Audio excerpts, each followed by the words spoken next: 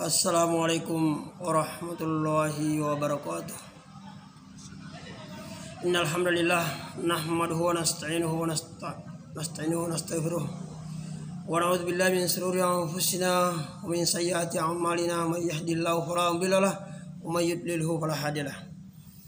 Asyhadu an la ilaha illallah wa la syarika lahu wa asyhadu anna Muhammadan abduhu wa rasuluh. Allahumma shalli ala Muhammadin wa ala alihi wa ashabihi ajmain, amma ba'du. Ihwafidin dimanapun berada, insyaallah pagi hari ini kita akan membahas secara garis besar tentang zakat, yaitu zakat mal dan zakat harta. Allah Subhanahu wa taala berfirman dalam surah Al-Baqarah ayat 43, a'udzubillahi minasyaitonirrajim, wa aqimus sholata wa atuz zakata warku'u ma'ar raki'in. Dan dirikanlah salat dan tunaikanlah zakat dan sujudlah bersama orang-orang yang rukulah bersama dengan orang-orang yang ruku. Ihwafiddin rahimakumullah. Di dalam Islam, zakat ini merupakan salah satu rukun Islam, yaitu rukun Islam yang ketiga, di mana apabila rukun Islam tersebut ditinggalkan maka termasuk dosa besar. Ya. Banyak orang mengira bahwa dosa besar itu hanya syirik, yaitu memang dosa besar, atau mencuri, atau berzina. Itu kita sepakati semua dosa besar. Tetapi perlu diketahui bahwa meninggalkan perintah yang wajib, apalagi salah satu dari rukun Islam atau salah satu dari rukun iman, itu juga dosa, bahkan dosa besar. Bahkan di dalam kitab Ibnu Qayyim Al-Jauziyah, beliau menjelaskan meninggalkan perintah yang wajib itu lebih besar dosanya daripada melanggar larangan, meskipun kedua-duanya adalah dosa. Alasan beliau menjelaskan mengapa orang berbuat syirik, karena mereka meninggalkan tauhid. Mengapa manusia curang, atau istilah kita sekarang korupsi atau sogok menyogok, karena meninggalkan amanah, meninggalkan kejujuran. Baik, kita kembali kepada zakat. Orang yang meninggalkan zakat itu dosa besar kalau sudah memenuhi syarat wajib zakat. Ya. Nah, apa yang membuktikan bahwa meninggalkan tidak mengeluarkan zakat adalah dosa besar? Karena ada di dalam surah At-Taubah ayat 35 yang menjelaskan bahwa orang yang tidak menunaikan zakat padahal dia mampu secara ekonomis, misalnya perdagangannya atau tabungannya yang mengendap setahun mencapai senisab atau senilai 85 gram emas. Kalau di Papua ini karena harga emas ya hampir 1 juta per gram, kira-kira 80 juta rupiah. Berarti wajib zakatnya 2,5%, 2 juta. Kalau tidak dikeluarkan zakatnya tersebut, maka ini yang 2 juta ini akan Allah rubah menjadi api neraka. Ya, atau kalau dia berupa emas dan perak itu dipanaskan sampai meleleh, lalu disetrika bagian wajah, bagian perut, sampai bagian punggung. Apa modelnya manusia nanti di akhirat kalau disetrika mukanya dengan api neraka, perutnya dan punggungnya. Nanti lihat surah At-Taubah ayat 35. Oleh karena itu, kaum muslimin bukan hanya melaksanakan atau merealisasikan daripada kalimat tauhid, tapi juga menegakkan sholat 5 waktu. Dan lebih penting lagi, kita mestinya sholat berjamaah di masjid untuk laki-laki. Dan juga menunaikan zakat kalau sudah memenuhi syarat wajib tersebut. Ya. Allah Subhanahu wa taala berfirman dalam surah At-Taubah ayat 103. A'udzubillahi minasyaitonirrajim. Khudz min amwalihim shadaqatan tutahhiruhum wa tuzakkihim biha wa shalli alaihim. Ambillah dari harta mereka sedekah atau zakat untuk menyucikan dan membersihkan mereka, harta mereka, dan doakanlah untuk mereka. Maksud di sini mensucikan mereka dari sifat kikir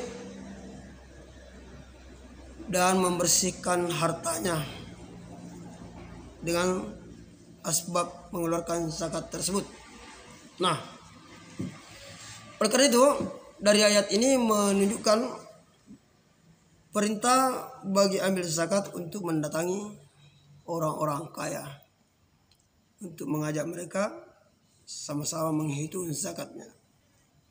Yang nampak. Ya, kalau yang tidak nampak macam rekening, kita tidak perlu meneliti, tinggal kita menanyai dia.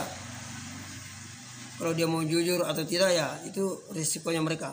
Tapi yang nampak kita bisa mengajak dia untuk menghitungnya. Nah, syarat daripada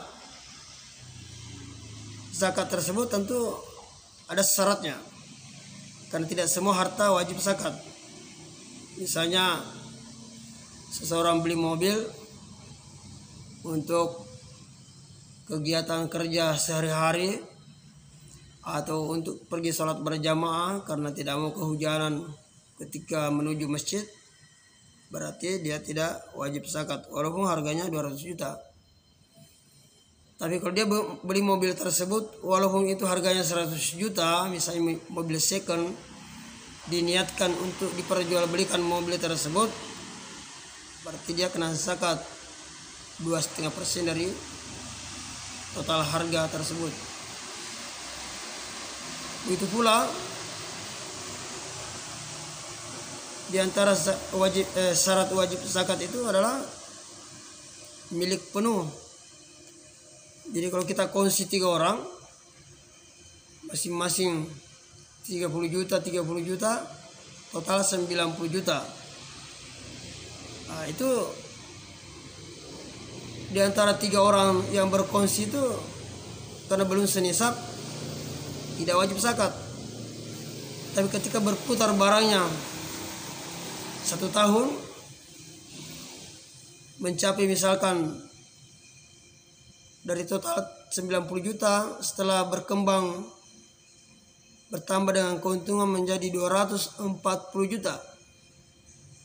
Karena tadi modalnya imbang atau rata masing-masing, berarti berkembang masing-masing menjadi setiap orang 80 juta. Nah, kalau 80 juta ini setelah mengeluarkan hutangnya, berarti dia wajib mengeluarkan zakat masing-masing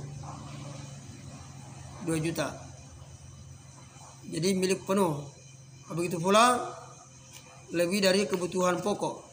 Jadi walaupun seorang itu penghasilannya besar, itu belum tentu wajib zakat. Misalnya si A penghasilan 10 juta per bulan, setelah mencapai nisab, karena dia karyawan misalkan, mencapai nisab 80 juta, bertahan 1 tahun, tapi dikeluarkan 30 juta untuk kebutuhan pokok keluarganya, maka sisa 50 juta ini tidak kena wajib zakat. Tapi dia tidak tertutup baginya untuk beramal, bisa bersedekah sunnah namanya. Ya. Kemudian berlalu 1 tahun untuk emas, perak, perdagangan. Sedangkan untuk zakat pertanian itu setiap kali panen 10% dikeluarkan bagi yang memenuhi syarat dan menggunakan air hujan, 5% apabila menggunakan biaya pengairan. Kalau mencapai nisab, ya kira-kira beratnya kurang lebih 700 kg beras. Ya. Itu garis besar dari zakat harta. Kalau tidak dikeluarkan zakatnya, itu menjadi api neraka di akhirat. Tidak mungkin Allah Subhanahu wa taala menyampaikan ancaman ini lalu kemudian di akhirat itu tidak ada, itu pasti ada. Oleh karena itu, kita akan melihat bagaimana saudara-saudara kita yang ada cahaya iman di dadanya sangat takut apabila ada zakatnya yang tidak dikeluarkan. Maka pernah saya menemukan orang gelisah kemana harus disalurkan zakatnya tersebut. Ya. Dan kita akan melihat di Timur Tengah itu imigran yang bekerja di sana, ada yang muslim, ada yang non muslim, betul-betul punya pengaruh positif dalam dakwah. Misalnya di Qatar, gaji umum karyawan di perusahaan 7.500.000 kalau dikonversi dengan rupiah. Nanti saat ada zakat dari pemilik perusahaan, kadang 7.500.000 ini bagi karyawan muslim dikasih lagi 7.500.000. Jadi dia dapat 15 juta per orang. Bahkan lebih dari itu. Ya, pokoknya kurang lebih 14 juta. Akhirnya tenaga kerja yang belum bersyahadat berpikir, daripada kita kufur gaji sedikit, mending kita bersyahadat. Itu ada fungsinya. Itulah salah satu di antara banyak manfaat zakat di dunia ini, dan di akhirat itu bisa melindungi kita, asbab kita terlindungi dari api neraka. Ya, itu sementara masalah zakat harta. Yang kurang jelas nanti bisa ditanyakan. Kemudian zakat fitrah itu maksudnya zakat makanan untuk orang miskin di hari lebaran. Zakat fitrah atau zakat fitri, yang mana Rasulullah SAW mencontohkan, beliau mencontohkan mengeluarkan makanan pokok 1 sa atau 4 mud, atau dikonversi dengan kilo yaitu kurang lebih 2,5 kilogram makanan pokok. Kalau di Arab Saudi atau di Timur Tengah gandum atau kurma, kalau di Indonesia adalah beras. Ya, jadi jangan lagi ada yang berpikir, wah kalau begitu bid'ah kalau pakai beras, Nabi tidak pakai beras. Dalilnya itu kan bahan makanan pokok. Ya, keluarkan zakat fitrah dari yang biasa kau makan. Maksud daripada dalil tersebut adalah makanan pokok. Berarti perkataan yang singkat tapi muatannya banyak. Ya, mungkin ada daerah yang pakai jagung atau ada yang pakai beras atau gandum, itu dikeluarkan untuk orang miskin. Ya. Supaya di hari lebaran Idul Fitri tersebut tidak ada manusia yang bersedih lantaran tidak punya makanan. Ya. Sementara begitu untuk mukadimahnya, kalau ada yang bertanya kami persilakan. Ya, bismillah. Afwan Ustaz, izin bertanya, di manakah? Apa suaranya tambah sedikit? Afwan Ustaz, izin bertanya, di manakah kita mengeluarkan zakat? Ya. Ada yang bertanya, kita mengeluarkan zakat di mana? Kalau zakat harta, apakah itu perniagaan atau zakat uang, kita keluarkan di mana kita mencari uang. Itu dijelaskan oleh ulama-ulama salaf dahulu, termasuk Imam Syafi'i. Kalau zakat fitrah dikeluarkan di mana kita melaksanakan Idul Fitri. Jadi misalnya saya puasa di Papua, Merauke, 29 hari. Terus saya terbang ke Makassar Idul Fitri. Saya keluarkan zakat di sana. Ya. Terus ada yang bertanya, terus bagaimana dengan tetangga Ustaz, kita keluarkan zakat di mana kita Idul Fitri, untuk tetangga kapan saja kita bisa berikan hadiah. Jadi kita fleksibel. Ya, seperti itu yang dijelaskan oleh para ulama kita ketika menjelaskan fikih muamalah, khususnya fikih zakah. Mungkin ada pertanyaan berikut. Ustaz, untuk yang kedua, apakah sebaiknya zakat fitrah itu bisa pakai uang atau pakai beras? Ya, di dalam melaksanakan Islam itu sudah ada contohnya dari Nabi SAW. Jadi yang paling benar kita mencontoh apa yang dicontohkan oleh Nabi SAW mengenai zakat fitrah ini, baik ucapan Nabi maupun perbuatannya. Sebagaimana riwayat Abdullah bin Umar, itu Rasulullah memerintahkan agar mengeluarkan zakat berupa kurma atau gandum 1 soh. Yang inti daripada perbuatan Nabi SAW itu, kalau digabung dengan ucapan beliau, bahwa kita mengeluarkan makanan pokok yang biasa kita makan. Dan itu disepakati oleh imam-imam mazhab Imam Syafi'i, begitu pula gurunya Imam Malik, begitu juga Imam Ahmad bin Hambal, bahwa mengeluarkan zakat fitrah itu wajib menggunakan makanan pokok. Kalau tidak, nanti tujuan zakat fitrah ini meleset. Karena tujuan zakat fitrah itu agar menjadi iftar, makanan pembuka di hari Lebaran Idul Fitri. Kalau kita kasih uang, itu nanti dia beli pulsa, atau dia beli, mending kalau pulsa, kalau dia beli rokok atau miras, ini contoh saja. Besar kemungkinan tidak tepat tujuannya. Memang ada salah satu imam yang membolehkan mengeluarkan zakat dengan uang, tapi itu pendapat yang lemah. Yaitu salah satu dari pendapat Imam Abu Hanifah. Sedangkan Imam Syafi'i, Imam Malik, Imam Ahmad bin Hambal memerintahkan mengeluarkan zakat fitrah dengan makanan pokok. Nah, keempat imam ini sudah punya pendapat yang sama dalam hal menerima perbedaan.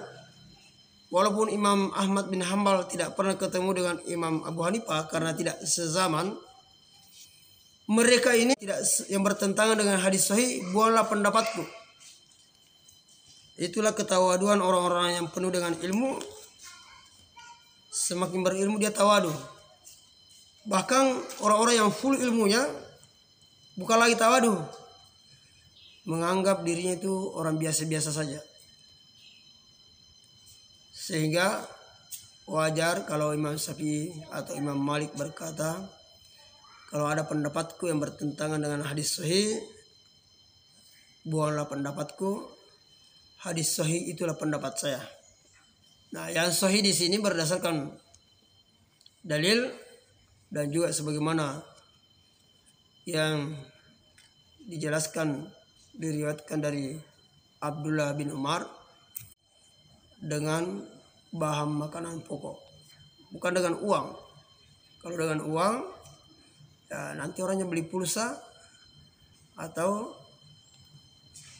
dia tidak gunakan sesuai dengan tujuan zakat fitrah. Kalau kita mengeluarkan dengan beras, nanti dia makan itu beras jadi daging, jadi tenaga. Ketika dia sholat, berarti harta kita ikut dapat pahala sholat di situ. Wa ta'awanu 'alal birri wat taqwa wa la ta'awanu 'alal ismi wal 'udwan. Jadi ibadah zakat ini ada unsur sosialnya, karena memasukkan rasa gembira ke dalam hati seorang muslim itu bernilai pahala di sisi Allah Subhanahu wa taala. Oleh karena itu para jamaah yang belum mengeluarkan zakat sebentar atau besok kalau mengantar zakat fitrah mesti pakai beras. Ya, coba aja. Udah.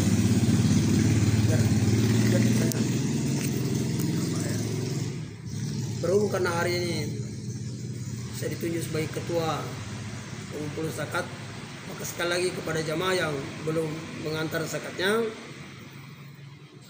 kalau zakat fitrah bawa beras. Jadi dari kemarin ada beberapa orang saya suruh pulang karena dia mau membayar zakat tapi dia bawa uang. Saya bilang, antum ikut Imam Syafi'i atau Imam Malik atau Imam Ahmad? Dia bilang Imam Syafi'i. Saya bilang Imam Syafi'i mewajibkan zakat fitrah pakai makanan pokok. Dan ulama yang mengatakan boleh menggunakan uang itu pendapat yang lemah. Ya, tentunya kita memilih pendapat yang lebih kuat. Jadi untuk sementara begitu, pada kesempatan yang lain kita akan menerima jawab tentang zakat harta maupun zakat fitrah, karena pembahasan tentang zakat harta itu jauh lebih luas lagi. Ya, semoga ada manfaatnya. Subhanakallahumma bihamdika asyhadu an la ilaha illa anta wa astaghfiruka wa atubu ilaik. Assalamualaikum warahmatullahi wabarakatuh.